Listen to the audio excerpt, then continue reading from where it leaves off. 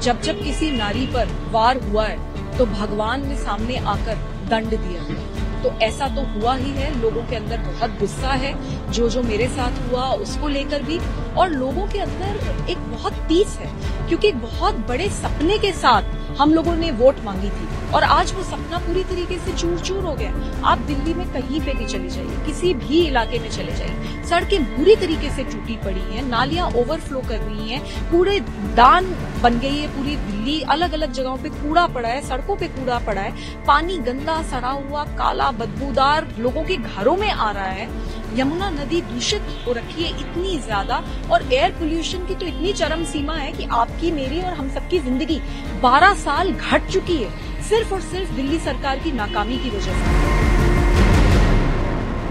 मेरे हिसाब से आतिशी मार्लेना जी को शर्म आनी चाहिए। पूरी की पूरी पार्टी बुरी तरीके से हार गई है, सिर्फ 22 सीटें आई हैं और अरविंद केजरीवाल जी, मनीष सिसोदिया जी, सारे के सारे दिग्गज लीडर्स हार चुके हैं। ऐसे में आतिशी मार्लेना जी ने ना सिर्फ इस हार के बाद एक रोड शो निकाला सेलिब्रेट करने के लिए, उन्होंने उस रोड शो में डांस भी करा। तो ये विजुअल्स बहुत चौंका देने वाले हैं। और आतिशी जी क्या सेलिब्रेट करना चाह रही है? पूरी की पूरी पार्टी की इतनी बुरी तरीके से हार को वो सेलिब्रेट करना चाह रही है। तो मुझे लगता है आतिशी जी को शर्म आनी चाहिए और सत्ता का इतना भी लालच नहीं होना चाहिए कि इंसान इंसानियत ही भूल जाए। जिस तरीके से प्रधानमंत्री ने कल एक भाषण दिया और उसमें उन्होंने कहा कि सीएजी रिपोर्ट जो है फर्स्ट कैबिनेट में टेबल की जाएगी, इन तमाम वादों को आप कैसे देख रहे हैं, क्या चाहते हैं? सीएजी की रिपोर्ट 2016 से दिल्ली सरकार ने विधानसभा में टेबल नहीं करी है, जबकि हर साल जब जब सीएजी की रिपोर्ट बनती है इसको टेबल करना अनिवार्य होता है। जो लोग जन लोकपाल लाने के लिए सत्ता में आए, आज वो लोग जो ऑलरेडी प्रेसिडेंट्स हैं, जो ऑलरेडी कानून हैं, उन तक को इम्प्लीमेंट नहीं कर रहे। 2016 से अगर सीएजी की रिपोर्ट विधानसभा में डाली नहीं है तो सरकार की अकाउंटेबिलिटी कैसे फिक्स होगी? कौन जवाबदेही तय करेगा सरकार की? कितनी शर्म की बात है। तो सीएजी की रिपोर्ट बिल्कुल तुरंत विधानसभा में टेबल होनी चाहिए और उसके ऊपर सख्त से सख्त, कड़ी से कड़ी कार्यवाही होनी चाहिए। आम आदमी पार्टी की इस हार को आप कैसे देखते हैं? कौन से मुद्दे, क्योंकि 62 से सीधा 22, तो कौन कौन से मुद्दे हैं जिस पर आपको लगता है कि पार्टी को हार का सामना करना पड़ेगा? मैं ये मानती हूँ कि इतिहास गवाह है, जब जब किसी नारी पर वार हुआ है तो भगवान ने सामने आकर दंड दिया है। तो ऐसा तो हुआ ही है, लोगों के अंदर बहुत गुस्सा है जो मेरे साथ हुआ उसको लेकर भी, और लोगों के अंदर एक बहुत तीस है क्योंकि एक बहुत बड़े सपने के साथ हम लोगों ने वोट मांगी थी और आज वो सपना पूरी तरीके से चूर चूर हो गया है। आप दिल्ली में कहीं पे भी चली जाइए, किसी भी इलाके में चले जाइए, सड़कें बुरी तरीके से टूटी पड़ी हैं, नालियां ओवरफ्लो कर रही हैं, कूड़ेदान बन गई है पूरी दिल्ली, अलग अलग जगहों पे कूड़ा पड़ा है, सड़कों पे कूड़ा पड़ा है, पानी गंदा सड़ा हुआ काला बदबूदार लोगों के घरों में आ रहा है, यमुना नदी दूषित हो रखी है इतनी ज्यादा, और एयर पोल्यूशन की तो इतनी चरम सीमा है कि आपकी मेरी और हम सबकी जिंदगी 12 साल घट चुकी है सिर्फ और सिर्फ दिल्ली सरकार की नाकामी की वजह से। तो मुझे लगता है कि इस बार जो इलेक्शन है वो बहुत मूलभूत इश्यूज के ऊपर लड़ा गया है और लोगों ने गुस्से में वोट करा है। आप भी इस चुनाव के दौरान अलग अलग इलाकों में जा रही थी, वहाँ की समस्याएं दिखा रही थी, तो आपको लगता है वो भी एक कहीं न कहीं काम किया है आम आदमी पार्टी को हराने में, या जो मुद्दे रहे लोगों ने वोट नहीं दिया? मैं एक मेंबर ऑफ पार्लियामेंट हूं और मैं ये मानती हूं कि चाहे वो मेंबर ऑफ पार्लियामेंट हो, चाहे मेंबर ऑफ लेजिस्लेटिव असेंबली हो, चाहे वो काउंसिलर हो, जो भी पब्लिक रिप्रेजेंटेटिव है, उनकी जिम्मेदारी बनती है कि अपने एयर कंडीशन घरों और दफ्तरों से निकलकर उनको जनता के बीच में जाना चाहिए और जनता की समस्याओं को उजागर करके जनता की मदद करनी चाहिए।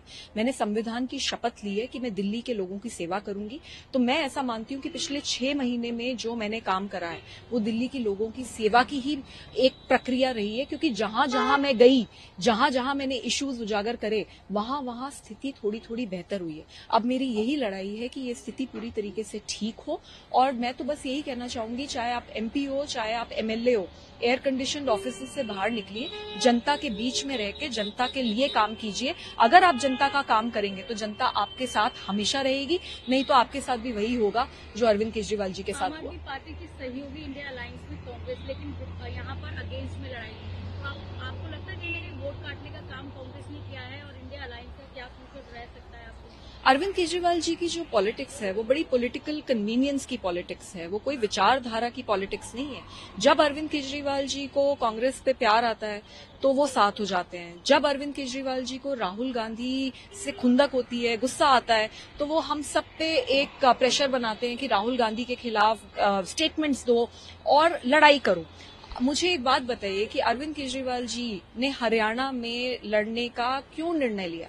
हम सबको पता था कि जमानतें जब्त होंगी, फिर भी हम हरियाणा में जाकर लड़े सिर्फ और सिर्फ इसलिए क्योंकि कांग्रेस को सबक सिखाना था। और कांग्रेस क्योंकि आम आदमी पार्टी ने लड़ाई लड़ी हरियाणा में तो कांग्रेस वहां पे हार गई।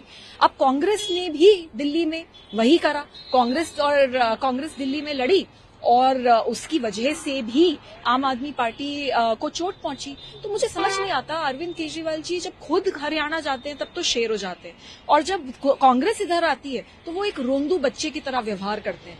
तो मुझे ऐसा लगता है कि बदले की भावना से राजनीति नहीं होनी चाहिए, राजनीति बहुत सोच समझ के एक विचारधारा के साथ होनी चाहिए। एक आखिरी सवाल, जो लोग ये कहते हैं कि आप आम आदमी पार्टी की सांसद हैं और उन्हीं पर सवाल उठाती हैं, इसको लेकर क्या कहेंगे? आप पार्टी छोड़ नहीं देते, उनको क्या जवाब देंगे? मैं क्यों पार्टी छोड़ूं?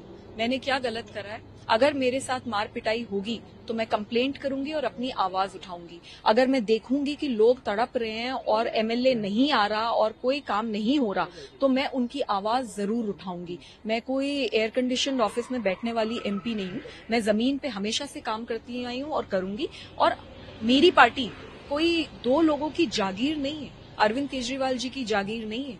ये पार्टी मेरे भी खून और पसीने से बनी है। 2006 से लेके अब तक मैंने जमीन पे संघर्ष करा है और इसलिए मैं एमपी बनी हूं। तो मैं क्यों पार्टी छोड़ूं? जिसने पिटवाया है, जिसने गलत करा है, जिसने अत्याचार करा है और जिसने जनता के काम नहीं करे, उनको पार्टी छोड़नी चाहिए। जब जब किसी नारी पर वार हुआ है तो भगवान ने सामने आकर दंड दिया है।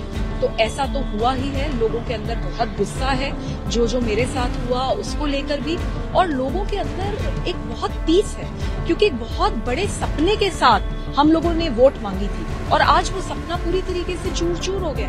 आप दिल्ली में कहीं पे भी चले जाइए, किसी भी इलाके में चले जाइए, सड़कें बुरी तरीके से टूटी पड़ी हैं, नालियां ओवरफ्लो कर रही हैं, कूड़े दान बन गई है पूरी दिल्ली, अलग अलग जगहों पे कूड़ा पड़ा है, सड़कों पे कूड़ा पड़ा है, पानी गंदा सड़ा हुआ काला बदबूदार लोगों के घरों में आ रहा है, यमुना नदी दूषित हो रखी है इतनी ज्यादा, और एयर पोल्यूशन की तो इतनी चरम सीमा है कि आपकी मेरी और हम सबकी जिंदगी 12 साल घट चुकी है सिर्फ और सिर्फ दिल्ली सरकार की नाकामी की वजह से।